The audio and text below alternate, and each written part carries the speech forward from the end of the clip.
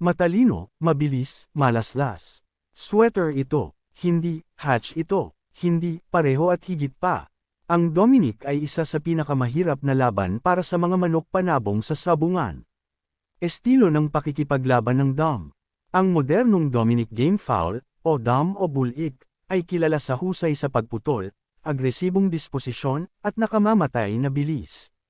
Sasagasaan ng mga Bull-Eek at hindi magpapakita ng takot, ngunit kaya rin nilang makatakas sa masikip na sitwasyon sa pamamagitan ng mabilis na paggalaw at lalaban kung kinakailangan. Maaari mong isama ang ilang linya ng dugo ng manok panabong upang makagawa ng mas mahusay na Bull-Eek o Dom fighter.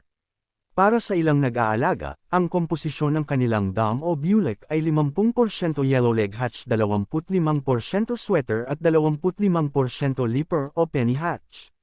Kaya naman, maraming eksperto ang nagpapababa sa manok bilang simpleng sweater o hatch na nagtatago sa ilalim ng iba't ibang kulay ng balahibo nang hindi alam ang kasaysayan ng dugo ng manok.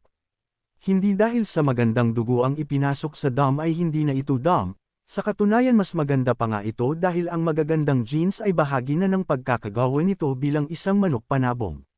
Chappell Doms. Ang Chappell Doms ay nagmula sa isang pares lamang na dinala mula sa England ng isang W. R. Smith ng Lawrence, SC malapit sa Cross Hill. Noong 1855, lahat ng Doms ni G. W. R. Smith ay nakuha ni J. W. Si Chappell, na nagpalaki sa kanila ng purong lahi, kasama ang kanyang mga kapatid na sina Henry at Jim.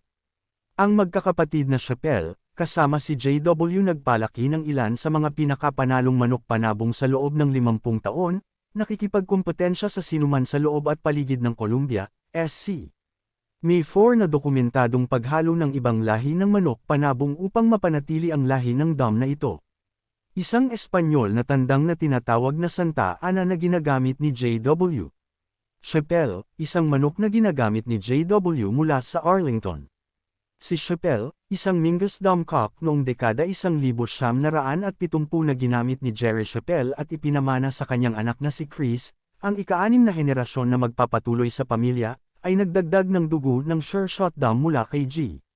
Scott Gay noong 1991. Si Chris Chappell ay aktibo sa mga lokal na kompetisyon sa Pilipinas, madalas na nakikipagtulungan kay Brian Corcoran para lumaban kasama si Doms at nananalo rin. Agile Ahas Bull-Eek ni Jenjen Arayata. Ang Filipino Super Bull-Eek Farm sa Tanza, Cavite, isang kampyon ng 2007-2008 World Slasher Cup.